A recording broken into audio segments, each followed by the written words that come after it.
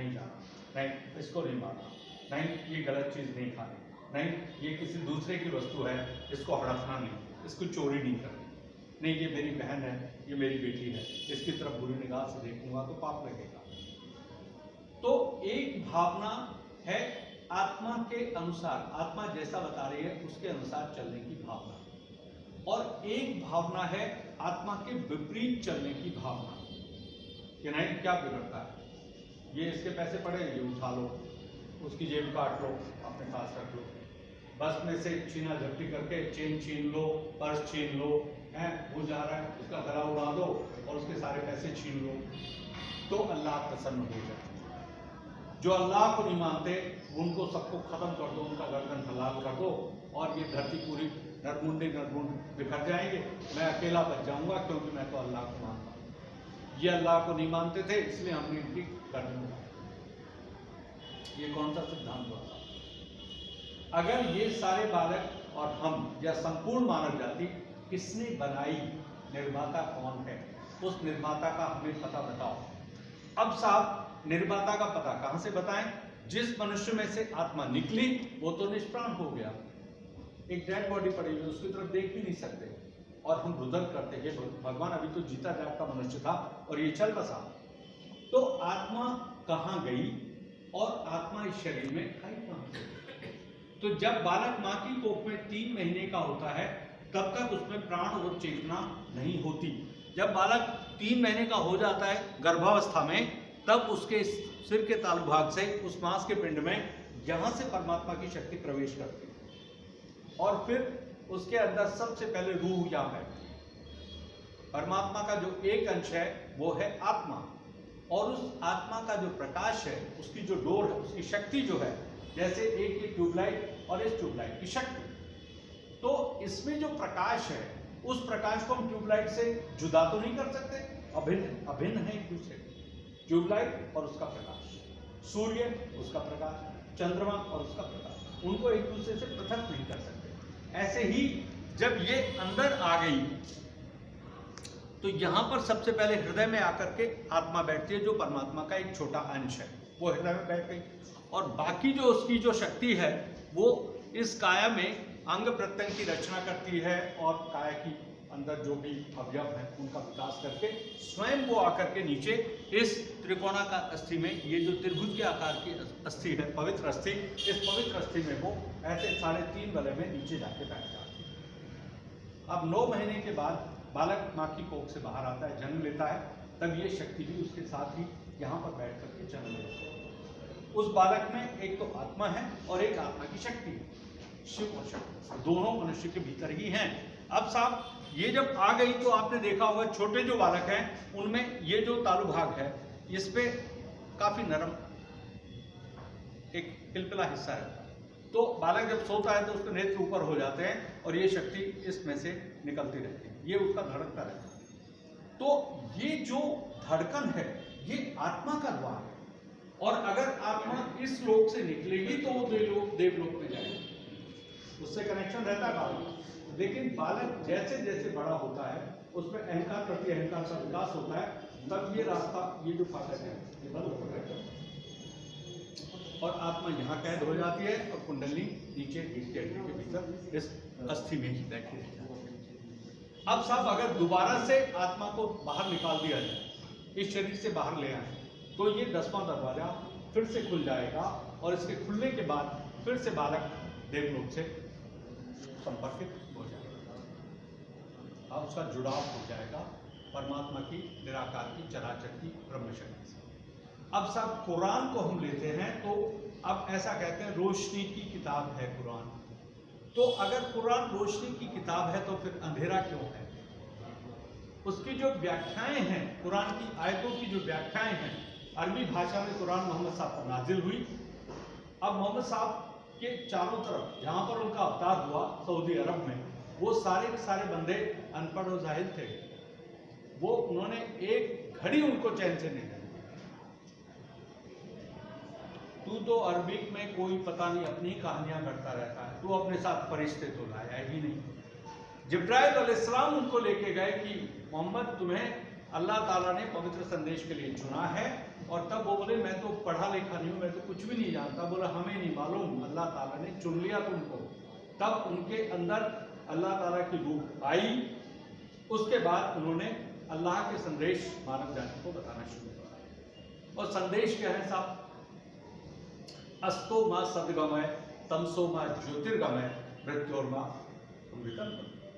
मूल संदेश तो सारे धर्मों का एक ही है कि हे प्रभु हमें असत्य से सत्य की ओर ले चलो, अंधकार से प्रकाश की ओर ले चलो और मृत्यु से अमृत की तरफ ले चलो। मृत्यु और मोक्ष में या अमृत में फर्क क्या है ये समझना पहले है। अगर इसमें से ये आत्मा इस द्वार से निकली, नेत्रों में से निकली या मल द्वार में से या जल द्वार में से निकली, तो ये भटकती रहेगी, पितृ बन जाएगी, भूत बन जाएगी, प्रेत बन जाएगी और आपको सताती रहेगी। हर घर में कलह होता रहेगा। बोलेंगे कि साहब ये बंदे का एक्सीडेंट हो गया था, उसको योनि नहीं मिली। अब जितने भी एक्सीडेंट पे डेथ्स हो रही हैं या कत्ल की डेथ्स हो रही हैं, वो आत्माएं भटकती ही रहती हैं, उन्हें योनि नहीं मिलती, भटकती रहती। अब वो फिर क्या करती है? वो कहीं कहीं सुरक्षित स्थान ढूंढती है, किसी के अंदर में प्रवेश करता है। कोई दारू पी के पड़ा हुआ उसके अंदर प्रवेश करता है, क्योंकि अचेत अवस्था में उसको सहारा चाहिए। अब रात के समय 11 बजे के बाद सारे कुत्ते आप देखिए भौंकने लगते हैं। आप सो जाते हैं तो हू करते रहते हैं। अब कोई पूछे कि भैया कुत्ते क्यों भौंक रहे हैं? इनको कोई ट्रैफिक भी नहीं सता रहा, सारे प्राणी सो गए और कुत्ते क्यों भौंक रहे हैं? एक के बाद उनकी, क्योंकि उनके नेत्रों में उनको कुछ दिखाई देता है। उनकी जो आंखें प्रकाशित है और उसमें उनको वो आत्माएं दिखाई देती हैं जो मंडरा रही है चारों। गंभीर विषय। दूसरा विषय कि शाम के समय पक्षी कहां चले गए? सारे पक्षी तो पेड़ों के अंदर घोंसलों में नहीं गए। सायंकाल होते ही, सूर्यास्त के बाद जैसे अंधेरा होता है, आकाश की तरफ जरा नजरें उठा के देखी, पक्षी कहां चले गए? और जैसे ही पौ फटती है, सूर्योदय से पहले का जो समय है, ब्रह्म मुहूर्त जैसे ही खत्म होता है, पक्षी फिर से बाहर आ जाते हैं। तो एक प्रश्न मन में आता है कि पक्षी कहां चले गए थे और कहां से निकल आए? इसका मतलब ये हुआ कि आकाश के अंदर ही पक्षियों को कहीं विधाता ने छुपा लिया हुआ। पक्षी गए कहां और निकल कर कहां से आए? क्योंकि इतने तो पेड़ है नहीं और इतने घरों के अंदर, आपके घरों के अंदर तो वो आते नहीं। कुछ एक पक्षी कबूतर हो गए जो उधर बैठे, बट पक्षी तो बहुत अनगिनत मात्रा में आकाश में विचरण करते हैं। अभी बाहर देखो तो चिड़िया, कोयल और बहुत सारे गोरिल्ला, गुरसल, ओके, बहुत सारे गोरिल्ला, तो ऐसे बहुत सारे पक्षी आप देखिए बाहर। अब ये सायकाल जब होगा तो ये कहां चले गए? इनकी चिकित्सा कौन करता है? या जंगल के अंदर जितने वन्य प्राणी हैं उनकी चिकित्सा कौन करता है? उनको भी चोट लगती है, एक दूसरे को हाथ खोलिए, फोटो को देखिए। तो ये कुछ बेसिक प्रश्न हैं कि ये जो दरवाजा है ये ब्रह्म का द्वार है और आत्मा इस तरफ से निकलेगी तो देवलोक में जाएगी।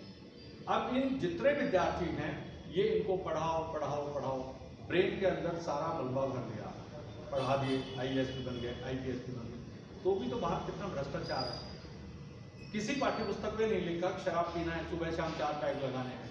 ये जितने विद्यार्थी पढ़ाई कर रहे हैं, कोई टीचर आपको बताता है कि शराब पी के बहुत अच्छे से विद्याध्ययन होता है, स्मृतियाँ प्रबल हो जाती हैं, पाठ्य पुस्तक में जो पढ़ते हैं वो याद रहता है। ऐसा कोई विद्यार्थियों को पढ़ाता है क्या कि सुबह शाम पैक लगाओ और अच्छी नींद आएगी, अच्छे से सारे प्रश्न याद हो जाएंगे और प्रश्न उसमें परीक्षा में आपके 100% अंक आएंगे? अगर ऐसा विद्यालय में नहीं पढ़ाया जा रहा है तो बाहर ये किस खुशी में 5 सितारा होटल के माफी कितने चमाचम ठेके खोले हुए हैं? एक मन में प्रश्न आता है, ये धूम्रपान के सुट्टे क्यों लगा रहे जब पता है कि फेफड़े गल जाएंगे, कैंसर हो जाएगा और श्वास की डोर कट जाएगी? तो उसके बावजूद जब पता है कि कैंसर होगा तब भी तंबाकू का सेवन मनुष्य क्यों कर रहा है और इतनी बदरा का पान क्यों हो रहा है? मन में 2 प्रश्न आते हैं। तो अभी जो कोरोना आया एक विषाणु लेकर आया, और ये विषाणु भी कैसे? जब आप सांप खा जाओगे, चमगादड़ खा जाओगे, सांप को, जीवित सांप को मार के खा जाते हैं, तो सांप में तो वैसे ही विष होता है। तो ऐसे जो चाइनीज हैं उन्होंने ये विषाणु दिया मनुष्य को, पूरी मानव जाति दहल गई। हम भी विषाणु से ग्रस्त हुए। बचाने वाला कौन था? इस फोटो ने बचाया। 12 दिन 12 रात हॉस्पिटल में, पता नहीं कब प्राण निकल जाएंगे, ऐसी मौत पीछे पड़ी रही। मिनट मिनट में मौत का साया, माय गॉड, कब सांस रुक जाएगी मालूम नहीं। और डॉक्टर्स, नर्सेज, सर अंकल जरा प्लीज हाथ दीजिए, क्या करोगे? खून निकालेंगे, सुबह भी खून निकाल रहे हैं, शाम को खून निकाल रहे हैं। तो मैंने कहा ब्लड टेस्ट की रिपोर्ट तो लाओ, कहाँ है? वो डॉक्टर साहब देंगे, वो हमें नहीं पता सर। आएंगे, मुट्ठी बंद करो और साफ सुआ लगाया, खून निकाल दिया। और पता चले 12 दिन के अंदर पूरा खून निकाल लिया, तना चल भी नहीं सकते, यहाँ से वहाँ नहीं चल सकते, और दाढ़ी बढ़ गई, आंखें निकल आई। हे भगवान, ये क्या कर दिया? 7 लाख रुपए हॉस्पिटल में खर्च हो गए, एक दिन का 25,000 रुपया। गवर्नमेंट कहती थी 18,000 रुपए कोई भी प्राइवेट नहीं दे सकता, 25,000। तो अब ये बालक हॉस्पिटल मत चले जाना, ये मिल गई है आपको, दे दी गई है, बस ये से बोलिए श्री माता जी प्लीज हमारी जीवन रक्षा कीजिए और हमारे चिंताएं दूर कर दीजिए, तन मन धन के सारे प्रश्न हमारे हल कर दीजिए, हमें शुद्ध विद्या दीजिए, और जो पाठ्य पुस्तकों में पढ़ाया जा रहा है कृपया हमारे हृदय में और हमारे मस्तिष्क में वो सारी स्मृतियों में अंकित हो जाए, ताकि हम प्रेम से परीक्षा पास करें। Right sir? अब ये शक्ति यहाँ बैठी हुई है रीढ़ की हड्डी के नीचे, 3.5 बगल। इसको हम देख नहीं सकते, इसको छू नहीं सकते, इसको पकड़ नहीं सकते। ला इलाहा इल्लल्लाह मोहम्मदुर रसूलुल्लाह, कुरान की जितनी आयतें हैं, अब आप कुरान पढ़िएगा इसके सामने और ये फोटो बोलेगी। नबी ने कहा था जब कयामत का समय आएगा तब आपके हाथ आपके कर्मों के विरुद्ध शहादत देंगे, और आखिरत के समय आपकी जुबान सील दी जाएगी, हाथ बोलते रहते हैं, जुबान से बोल नहीं पाएंगे, क्योंकि जैसे जैसे शक्ति ऊपर चढ़ती जाएगी जब यहाँ पे आ जाएगी तब ये जुबान तालू से लग जाएगी और आपके हाथों में चैतन्य की धारा आ जाएगी। वो चैतन्य जो नबी ने कहा था, तीनों मुस्लिम बालक कृपया हाथ ऊपर करें। इस्लामिक बालक 67 नंबर जो सूरा है, आयत 67, वो हम भेजेंगे आपको। उसमें उन्होंने कहा था कि भाई कयामत आएगी तब आत्मा की जागृति, आपका दूसरा जन्म हो जाएगा, अल्लाह ताला आपको कब्र में से उठा लेंगे। अब ये कब्र में से उठा लेंगे, इसका क्या मतलब है? वो एक गंभीर मतलब है, वो समझाना पड़ेगा। ये शरीर में से रूह निकलेगी, शरीर तो वैसे ही नश्वर है, इसमें है क्या? सिर्फ आत्मा ने बांध रखा है इसको, आत्मा निकाल दीजिए तो क्या है? कुछ भी नहीं है। अच्छे से अच्छे जो बड़े बड़े उद्योगपति, रईस लोग, ये विद्वान था, ये राजनेता था, फना था, जब डेड बॉडी हो जाती है मिट्टी में मिल जाती है। तो अमृत क्या है? अमृत इस आत्मा और काया इस मृत। ये शरीर नश्वर है और अनश्वर क्या है? रूह, आत्मा। और आत्मा किस तरफ से देवलोक में जाएगी? अगर जीते जी 10वां दरवाजा खुल जाएगा। इस बंगले के 10 दरवाजे, बीच पवन का खंभा, ये पवन का खंभा बीच में, इस बंगले के 10 दरवाजे, बीच पवन का खंभा, आवत जावत कछु न देखा, देखा बड़ा अचंभा। क्या बात है? बंगला भला बना दरवेश जिसमें नारायण, पंच तत्व की ईंट बनाई, 3 गुणों का गारा, और 3600 की छत बनाई, चिढ़ गया चिढ़ने हारा। क्या बात है? ये जो 5 तत्व हैं, दिस इज अग्नि, आकाश, जल, अंतरिक्ष, वायु, पृथ्वी, और ये जन्नत अथवा देवलोक। ये आपका चंद्र पक्ष बाईं तरफ और राइट साइड में सूर्य पक्ष। काया को 2 भागों में बांटे, लेफ्ट साइड इज भूतकाल, राइट इज भविष्यकाल, मध्य में वर्तमान। लेफ्ट साइड इज मातृ पक्ष, राइट इज पितृ पक्ष, और बीच में ब्रह्म, आलमे नूर। कुरान की शब्दावली अरबिक में है, भिन्न है। सुखराली के राजकीय विद्यालय में कुरान रखी है। हम मदरसे और मौलवियों से हाथ जुड़वा लो, कोई बात नहीं करनी। अब मेहदी इमाम आपके सामने हैं, थोड़ी देर लगेगी, जैसे ही आपका तीसरा नेत्र खुलेगा आपको इसमें दैविक झलक आना शुरू। 2 नेत्रों से देखोगे तो एक सामान्य स्त्री का फोटो लगता है। 5 मई 1970 को गुजरात के नारगोल गांव में सूरत के समुद्र तट पर जैसे ही श्रीमाता जी ध्यान में बैठी, उनके अंदर से कुंडली जागृत हुई और वो अंदर से प्रकाशित हो गई जैसे ट्यूबलाइट प्रकाशित। तो अभी ये बालक अप्रकाशित ट्यूबलाइट की स्थिति में है। अगर ऑन कर दिया जाए सिस्टम तो ये सारे बालक भी अंदर से प्रकाशित हो जाएंगे, और जब अंदर से प्रकाशित हो जाएंगे तो ये जो 7 कमल के फूल हैं, मूलाधार, स्वादिष्ठान, मणिपुर, अनहद, विशुद्धि, आज्ञा और सहस्त्रार, और कुरान में जो अरबिक भाषा में इनके नाम हैं, देखिए ये क्या है साहब? आलमे फानी। आलमे फानी इस मूलाधार, लाल वाला चक्र। फिर बुराक इज कुंडली, बुराक को रू या अक्सस कहा गया है, या कुंडली इज बुराक, ओके। फिर उसके बाद second is Nusrat. Nusrat is ये पीले रंग का स्वादिष्ठान चक्र। लाहौत, लाहौत इज नाभि चक्र। फिर साहब आत्मा आ गई। फिर उसके बाद लाहौत के बाद अगला चक्र है साहब साहोत। साहोत इज हृदय अनहद। फिर जबरूत इज विशुद्धि चक्र। और पुलसिरात इज आज्ञा चक्र। अर्श मोहल्ला अथवा अल हकिया ये 7वां चक्र है। ये कुरान की शब्दावली के हिसाब से कार्ड आपको मिल जाएगा। इस्लामिक बातों, इस्लामिक बातों को सहयोग करना, सहयोग और इस्लाम एक ही चीज है। सिर्फ उसमें यह है कि भाई निराकार की उन्होंने बात की थी, क्योंकि आज की तारीख में भी तो सब लोग मंदिरों में इधर उधर तरह तरह का पाखंड चल रहा है। आप जाइए, आपको टीका लगाएंगे, थोड़ी देर बाद आपको चक्कर आ गए। पता चला चक्कर क्यों आ गए साहब, हम तो हनुमान जी के मंदिर में गए थे, उसका प्रसाद खाया था, इसका प्रसाद खाया था, उस प्रसाद में ही कुछ ऐसा मिला दिया, कोई ऐसे मंत्र लगा दिए कि भाई बेहोश हो। विशेष रूप से कन्याओं के संग, कन्याओं को तो मंदिर जाना, मस्जिद जाना सब बराबर।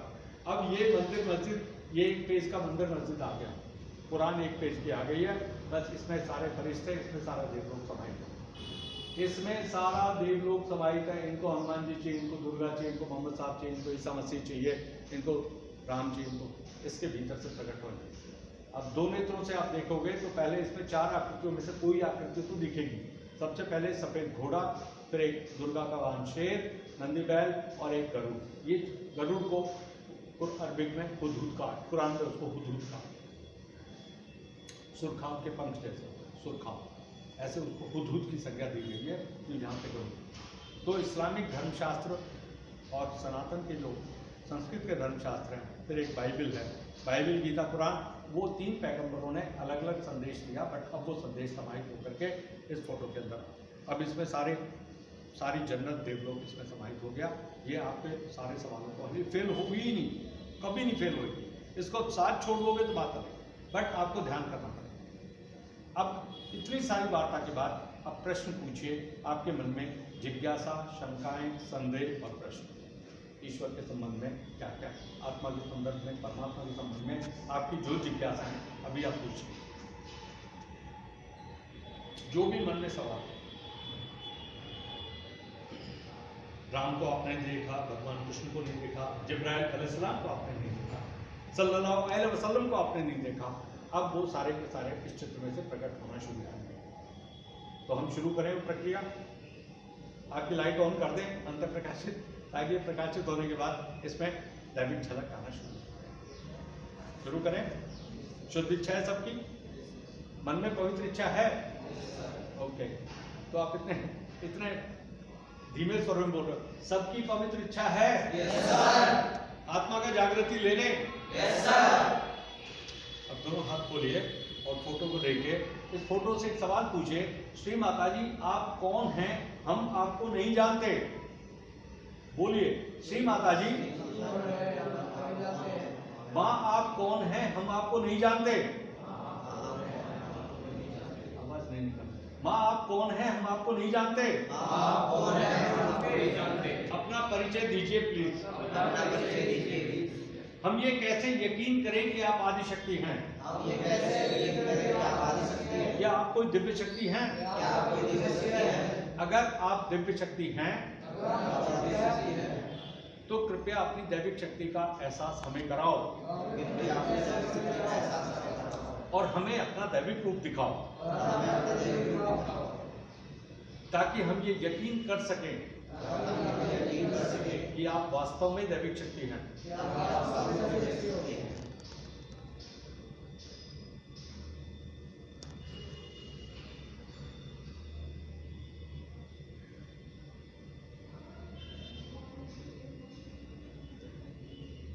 आंखें बंद कर लीजिए, चाहे तो आंखें खोल लीजिए।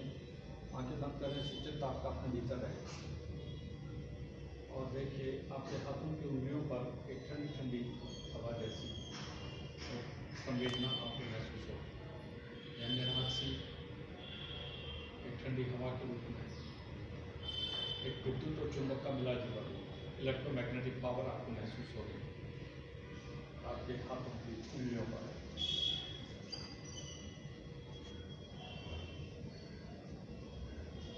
पूरे रोम रोम में आपके शरीर के अंदर से इस शक्ति का संचार आरंभ हो गया है। अब ये शक्ति दिखाई नहीं दे रही, आप इसको सिर्फ महसूस कर रहे हैं, फीलिंग आ रही है, अनुभूति कर रहे हैं।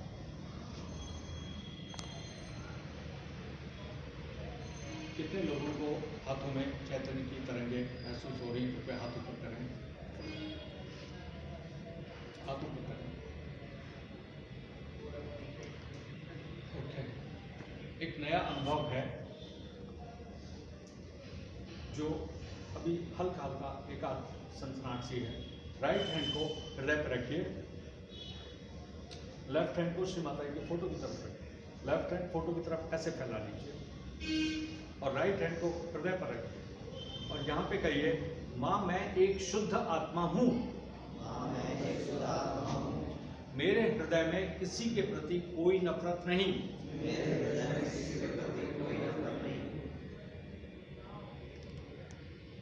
मुझे किसी से कोई वैर नहीं, सभी मेरे मित्र हैं, मैंने कोई पाप नहीं किया, मैं पूरी तरह निर्दोष हूँ। इसके बाद इस हाथ को माथे पर रख लीजिए और यहाँ पे कहिए, श्री माता जी मैंने सबको हृदय से क्षमा कर दिया, हे परमात्मा मैंने सबको हृदय से क्षमा कर दिया, हे परमात्मा मैंने सबको हृदय से क्षमा कर दिया। जिसने भी मुझे सताया, दुखी किया, मारा पीटा, मैंने सबको हृदय से क्षमा कर दिया और मैंने स्वयं को भी क्षमा कर दिया। ये हाथ उल्टे नहीं करता ऐसे, इसको सामने आप ऐसे। इसके उपरांत इस राइट हैंड को सिर के बैक साइड पर रखिए, आकाश की तरफ देखिए और यहाँ पे कहेंगे, हे परमात्मा, हे अल्लाह ताला, अगर हमने आपकी शान के लिए जाने अनजाने में किसी का अहित कर दिया हो, या परमात्मा का अपमान किया हो, तो आप कृपया हमें क्षमा कर दीजिए, और हमारे जीवन की रक्षा कीजिए। हमें मृत्यु नहीं चाहिए, हमें मोक्ष दीजिए।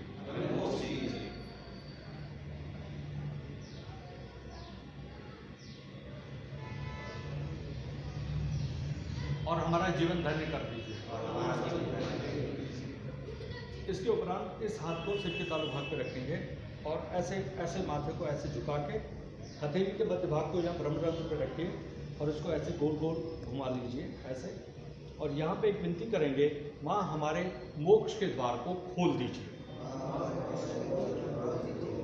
और हमारी आत्मा को परमात्मा से जोड़ दीजिए,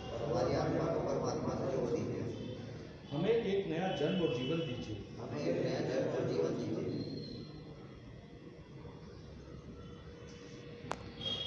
हमारे जीवन के सभी दुख दर्द खत्म कर दीजिए, हमारी चिंताएं समाप्त कर दीजिए, हमारी मानसिक उलझनें खत्म कर दीजिए,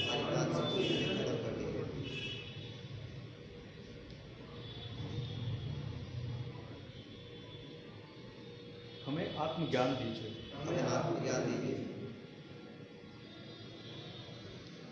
ये विनती करने के बाद अब दोनों हाथ खोलिए, अब आप फोटो को देखिए, अब आपका ध्यान स्थिर है, उसमें कोई विचार, आपका चित्त एकदम स्थिर है, आप कहीं भी अपने चित्त को संसार में ले जाइए, फोटो है और आप में बीच में कोई तीसरी चीज़ नहीं, और आपके हाथों की उंगलियों पर उंगलियां खोल लीजिए, पांचों बाबू उंगलियां खोल लीजिए। अब देखिए अपने हथेली अपनी उंगलियां चेक कर लीजिए, इसमें दिव्य शक्ति की तरंगें आना शुरू हो गई। कितने लोगों को ये फीलिंग आ गई? हाथ ऊपर करें, जो फीलिंग आई है हाथ ऊपर करें। कितने लोगों को महसूस हो गई? किसी को महसूस नहीं हुआ क्या? नोबडी? उंगलियों पर ठंडक आई क्या? ठंडक, संवेदना, हाथ ऊपर करें ना। अब लोग समझ नहीं पा रहे हैं। ये जो उंगलियों पर एक तरंग आ रही है फोटो में से निकल के, अब देखिए दो जान हो गई आपके पास। एक जान तो माँ की कोख से अंदर आई, और एक जानब श्री माता जी की तरफ से आ गई। परा और अपरा दो शक्तियाँ अब मिल गई हैं और आपके हाथों में देखिए तरंगे आ रहे हैं। अब आकाश की तरफ हाथ करके कहिए, पूछिए कि श्री माता जी क्या यही परमात्मा की ब्रह्म शक्ति है? क्या यही अल्लाह ताला का आलम नूर है जो संसार के कण कण में व्याप्त है और सभी जीवों में है? क्या यही परमात्मा का प्रेम है जो सारे संसार को चला रहा है? अब दोनों हाथ नीचे करें। अब देखिए हाथों को। अब शक्ति आपको महसूस हो रही है। जिनका जन्म दिन के समय हुआ है उनके सूर्य पक्ष में लाइट ज़्यादा आ रही होगी और जिनका जन्म रात्रि काल में हुआ है उनके चंद्र पक्ष में लाइट